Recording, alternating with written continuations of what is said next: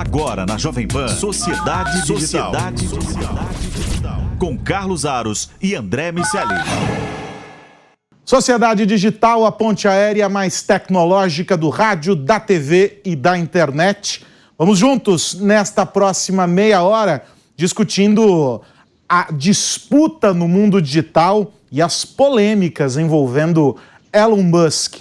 Assunto não falta quando a gente resolve mergulhar no mundo maravilhoso de Elon Musk e suas empresas. Mas agora a gente tem o Twitter como um novo foco. E a gente tem também o X da questão. E quem vai me ajudar a responder tudo isso, como sempre, nessa nossa ponte aérea, é o meu parceiro André Miceli.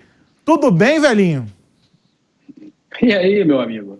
Espero que seja tudo bem com você também por aqui. Tudo certo. Sabe que essa história do X me lembra um vizinho aqui do escritório, quando o Ike Batista fazia todas as suas empresas com X, que era um sinal do multiplicador que ele usou para, naquele momento, fazer a sua fortuna crescer, segundo ele mesmo. Aros, apesar da semelhança com o Ike Batista e as empresas que usavam o X como um fator de multiplicador, o Elon Musk tem características bem próprias e está entregando, ao contrário do que a gente viu acontecer aqui nessa analogia que eu fiz para começar essa fala. O Elon Musk tem, sim, entregue bastante coisa. A Tesla é ali meio que a joia da coroa durante algum tempo, ou foi durante algum tempo.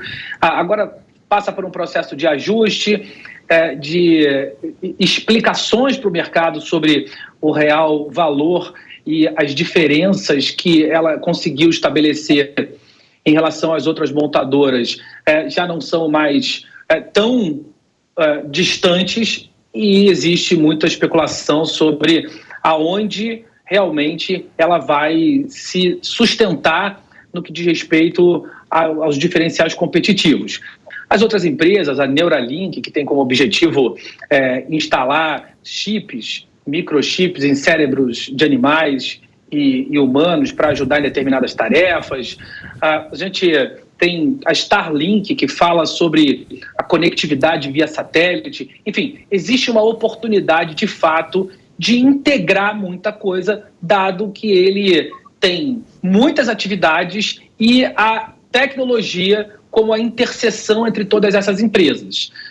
O Twitter, agora, por ter passado por esse processo de aquisição que foi bastante conturbado, acaba recebendo muitos holofotes e pode se tornar algo diferente do que ele foi até então, a partir dessa ideia de integração do que existe com a tecnologia no centro.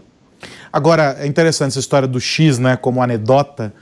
Ele, assim como o Ike, eu não consegui não fazer essa associação também quando eu ouvi a primeira vez a história. As primeiras empresas dele também tinham essa história do X e tal. Deve ter algum simbolismo ali também para ele, assim como tinha para o Ike, mas seguramente com caminhos e encaminhamentos bem diferentes em diversos aspectos. Mas um ponto interessante é quando a gente olha o Twitter, no começo parecia muito mais uma questão para gerar polêmica, para acabar a famosa lacração da internet, né, e rivalizar e movimentar e surfar na onda para os outros negócios. Mas depois o cara foi lá, bancou a compra, arrumou investidores ali, pagou os bilhões, comprou todas as ações e agora ele manda sozinho na empresa, vem promovendo demissões. Outro dia falou que agora o CEO da empresa é o cachorro, que ele demitiu 80% dos funcionários e tudo mais.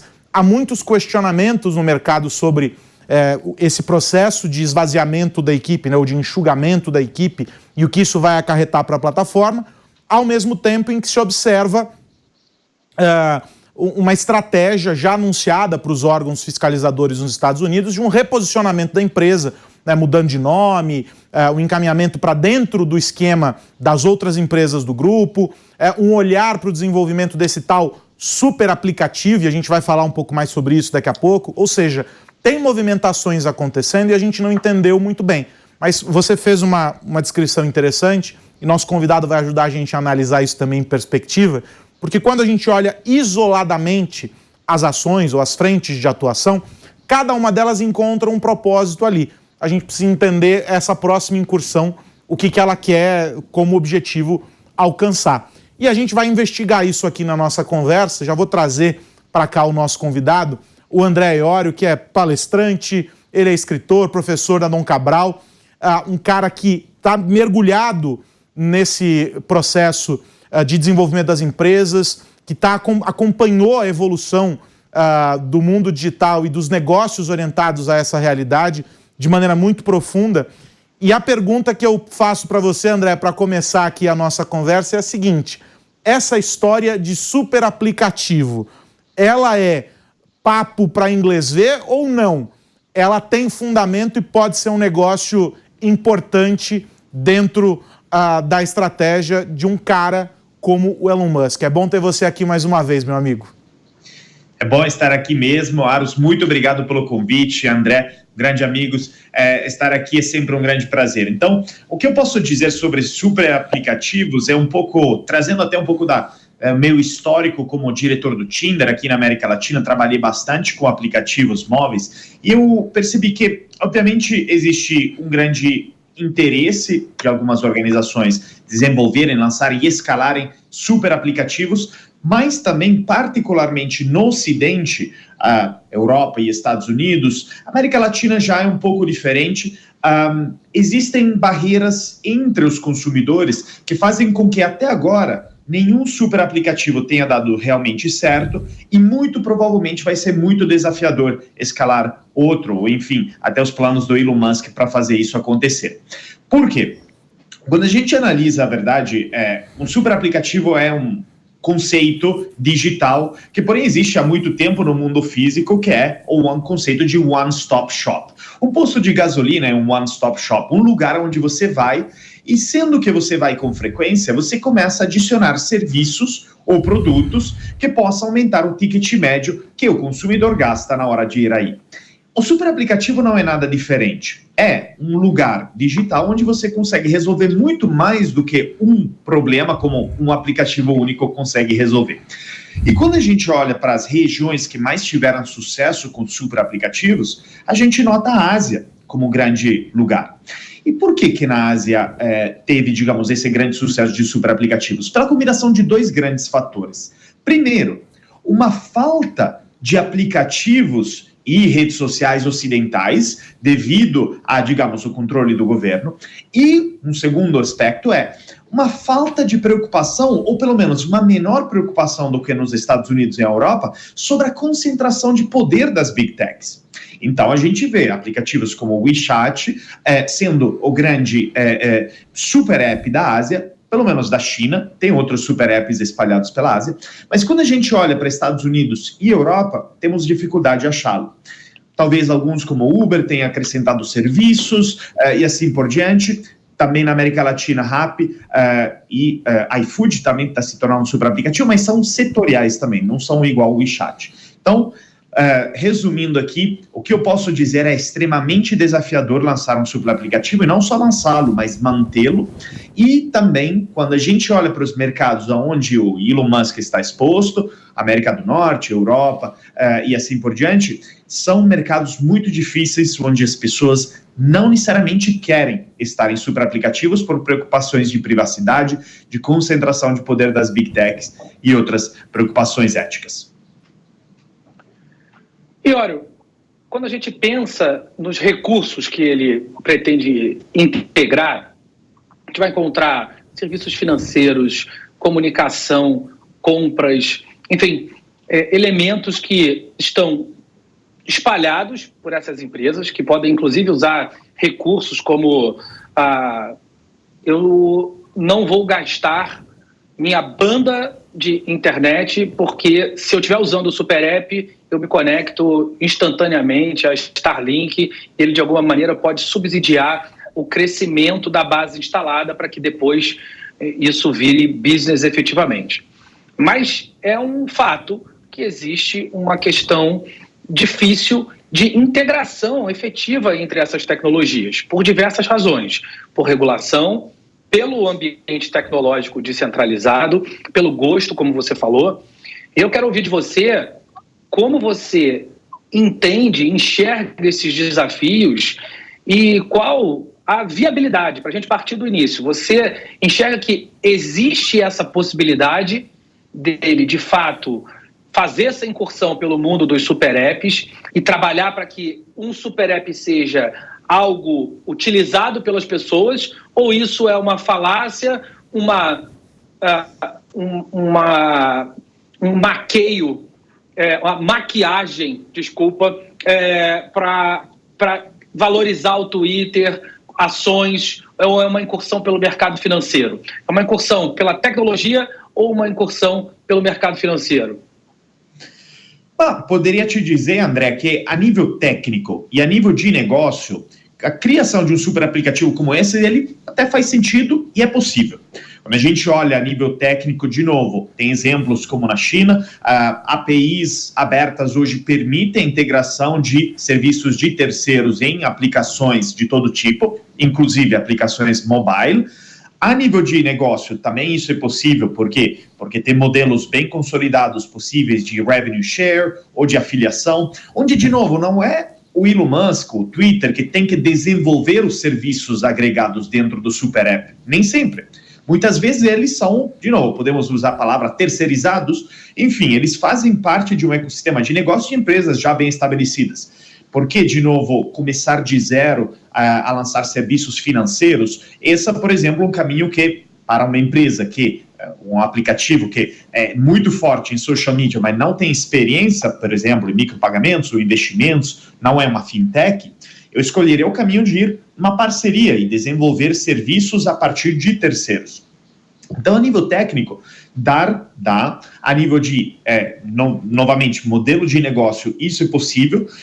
O ideal é não começar de zero desenvolvendo serviços adicionais, mas buscando apoio em cima de terceiros, mas sempre está esse problema de que, obviamente, você vai ter pessoas que elas começam a ficar mais preocupadas com o uso desses dados. A gente vê, por exemplo, a Alibaba como um grande outro exemplo de empresas, de grupo de empresa que ela trabalhava, seja no setor financeiro e no e-commerce e em muitos outros, até navegador, tinha um grande concorrente do Waze na China, é do Alibaba. A gente notava como, de fato, inclusive isso por intervenção do governo chinês, foi desmembrado, porque concentra poder de forma muito poderosa. E essa é uma preocupação que não só os usuários finais, mas com certeza, enfim, reguladores e governos terão também. E esse é um ponto interessante, né? Porque a gente vem de um processo, o André teve na Europa, a gente discutiu isso, o que é coisa de 2, 3 semanas aqui, né, André? Como o bloco europeu vem se orientando cada vez mais no sentido de brecar esse domínio de determinados setores por uma única empresa ou por empresas parceiras que acabam fechando o mercado de forma a blindar a concorrência e fazer com que empresas menores não consigam prosperar. A gente acompanhou isso nos Estados Unidos em uma outra medida, em outros contextos. A Amazon fez parte dessa discussão de maneira muito forte dentro de algumas cadeias ali no varejo e também suscitou uma discussão do ponto de vista regulatório. E a gente tem um debate importante aqui sobre responsabilização das plataformas dentro do uso dos dados, a respeito do uso dos dados dos indivíduos. Quando a gente pensa num super aplicativo e a gente considera que a tendência é que o usuário passe a ficar mais tempo ali, ou seja, ele vai consumir cada vez mais e mais produtos, serviços diferentes dentro de um mesmo ecossistema, entregando mais informações em contrapartida desse uso, a gente está reforçando essa mesma tendência, que é o que, em tese, está tentando ser combatido pelos reguladores em diferentes países. E aí a gente chega ao seguinte ponto. Uma vez que o movimento do regulador é de pressionar essas plataformas e que o próprio Twitter tem sido avesso, após a mudança de gestão, a uma série de demandas dos órgãos reguladores lá e aqui, sobre outros temas, de novo insistir num confronto para algo que talvez não estejamos, enquanto sociedade, dispostos a aceitar de alguma maneira, André? com certeza nós corremos o risco de, vamos supor, concentrar, enfim, em mãos de algumas poucas big techs muito poder. Faço um exemplo do TikTok, que é o exemplo que com certeza eu acho até mais atual do que o Twitter. O Twitter, na medida que ele continuar crescendo, ou enfim, introduzir novas features, pode estar cada vez mais sujeito aos reguladores. O TikTok já é, com a grande discussão nos Estados Unidos, ou com a grande discussão, que já está acontecendo na Europa, entre servidores públicos de banir o aplicativo. Porém, não é só uma questão de privacidade. Aqui que é interessante do TikTok. Se a gente for olhar o impacto que o TikTok tem hoje na formação de opinião a respeito de várias coisas, como restaurantes, produtos de beleza, assim por diante, a gente nota um impacto gigantesco, ao ponto que se algo vai viral no TikTok, sei lá, de produtos de beleza, ele vai esgotar no dia seguinte na Sephora. Uma música, ela vai viralizar, ela vai ser o topo, né, número 1 no Spotify e assim por diante. E qual a mensagem aqui? A mensagem aqui é a seguinte: quando a gente olha para tudo isso, a gente precisa, de alguma forma, um cuidado por parte dos reguladores, porque não é só uma questão de privacidade, mas, de novo, a questão dos super aplicativos é uma questão de concentração de poder que faz com que aqueles dados, obviamente, se mal tratados, enfim, digamos, de alguma forma, se forem utilizados ou revendidos ou coisas do tipo, ele, obviamente, pode gerar os problemas de privacidade. Mas o primeiro problema, o principal, é da concentração de poder e da habilidade dessas empresas fazerem correlações sobre comportamentos do cliente que sejam impossíveis para outros fazerem. E ali é onde entra obviamente, a parte de garantir a competitividade também de outros players. É um pouco para tentar traduzir de alguma maneira isso com um exemplo, isso que o André está trazendo, é um pouco do que o André citou, de dizer o seguinte: olha, você usa esse aplicativo aqui, você não vai pagar a internet, porque automaticamente você está conectado a Starlink, que é um produto meu, ou eventualmente uma outra plataforma em que a empresa vai se beneficiando. A gente assistiu isso aqui com algumas operadoras de telefonia móvel que vincularam benefícios a aplicativos. Então, o WhatsApp, o YouTube, vinha tudo como um pacote ali, você não consumiria do plano de dados. Isso gerou uma discussão também, em alguma medida, concorrencial, uma vez que você estava aglutinando uma série de serviços em um único lugar. Mas nesse caso aqui, com um potencial grande, porque se a gente for pegar como referência, que é o melhor exemplo que a gente tem, que é o exemplo chinês, a gente está falando do banco ao supermercado, passando pelo aplicativo de transporte, mensagens, tudo em um único lugar. Ou seja, você ataca 4 ou 5 segmentos de uma só vez, eliminando a concorrência, porque se está na palma da sua mão, é muito mais fácil. Mal comparando, e aí a gente não pode dizer que porque não foi, pelo menos dessa maneira, mas vamos dizer que com um jeitinho brasileiro foi o que acabou acontecendo. O Facebook entrou com o pedido para a liberação do WhatsApp Pay. Esse pedido chegou na mão do regulador, o regulador olhou e fez assim: olha que legal, mas precisamos entender. E aí colocou na mão de alguém para avaliar e deixou aquilo lá.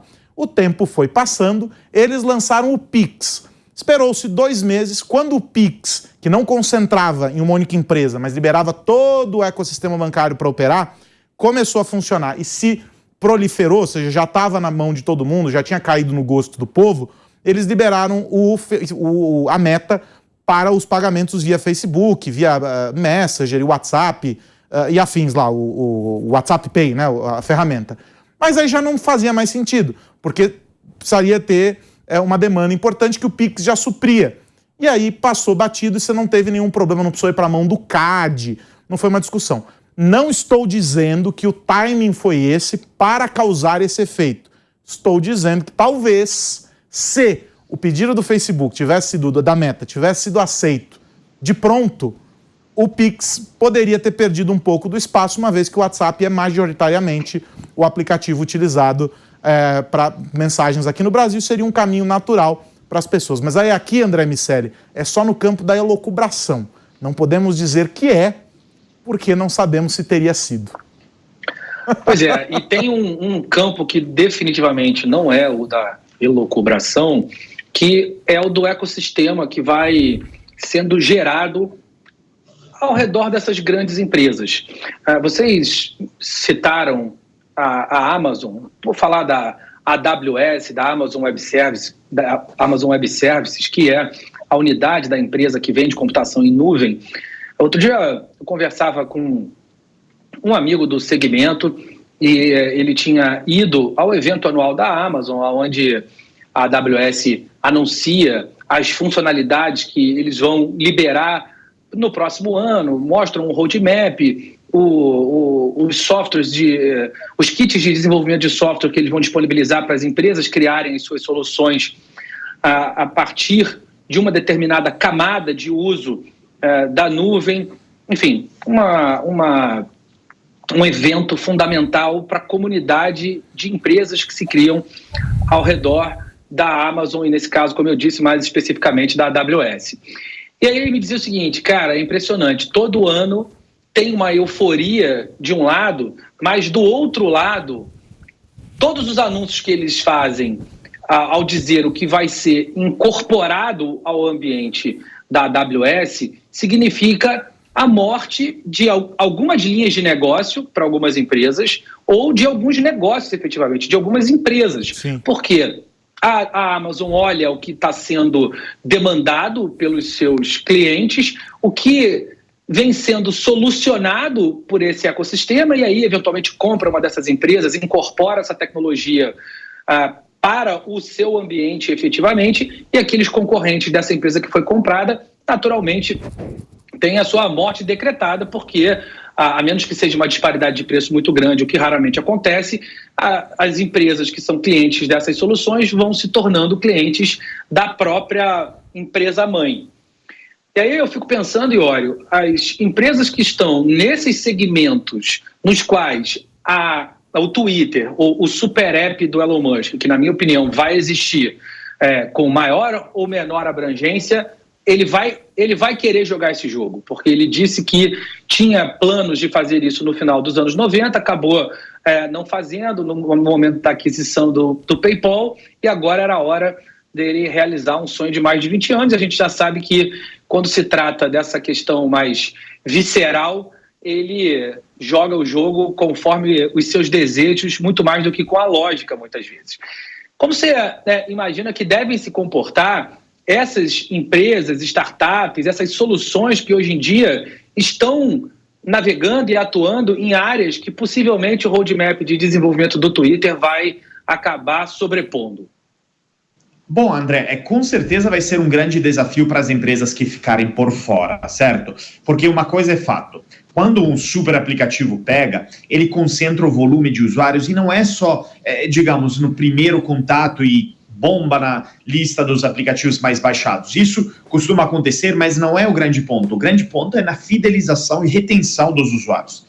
As pessoas voltam para aquele super aplicativo. E quando a gente olha, inclusive, faz parte do nosso comportamento de todos os dias, ou seja, a gente abre nosso celular e deve ter 50 aplicativos instalados, mas usa eles, pelo menos diariamente, apenas 10 deles. Então, aqui onde se torna extremamente desafiador para as empresas que estiverem competindo e ficarem por fora dessa onda. Uma forma é, obviamente, tentar competir cara a cara com o Super App, elas também criando o ecossistema de super apps, mas aí fica muito difícil, porque o difícil de um super app não é criá-lo. O difícil é encontrar e escalar o número de usuários ao ponto que ele se torne interessante e funcionante. E isso é extremamente caro. Seja porque você vai investir em marketing, seja porque você precisa criar efeitos de rede, é extremamente desafiador. Então, um caminho que é também competir entre super apps é também muito difícil. Outro caminho é, obviamente, sempre daquela de dar a pivotada e ajustada. O terceiro é justamente ir no caminho, digamos, da don't trust, enfim, da regulação do mercado, e aí trabalhar com as autoridades para poder fazer com que isso seja um mercado muito mais competitivo. A gente viu isso, por exemplo, acontecendo entre Rappi e iFood, com alguns dos super aplicativos competidores ao iFood, trabalhando com os reguladores para, enfim, quebrar o que era uma dominação no mercado, particularmente, enfim, forte por parte do iFood. Eu acho que tem alguns caminhos, mas a parte de você também entrar com mais um super aplicativo, eu acho que é um caminho muito desafiador para os competidores. Olha só, a gente podia seguir discutindo esse assunto com vários desmembramentos, e seguramente é o que a gente vai fazer ao longo dos próximos dias, porque esse tema será recorrente.